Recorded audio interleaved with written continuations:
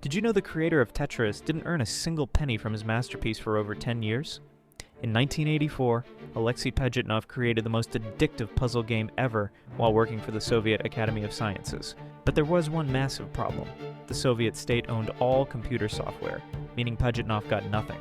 What happened next was pure chaos. Nintendo, Atari, and Soviet agencies fought a brutal international battle for the rights. Businessman Hank Rogers risked everything, making dangerous trips to Moscow during the Cold War to secure licensing deals. The stakes were enormous. Nintendo's genius move changed everything. They grabbed the handheld rights and bundled Tetris with the Game Boy. This perfect combination created two legends that conquered the world.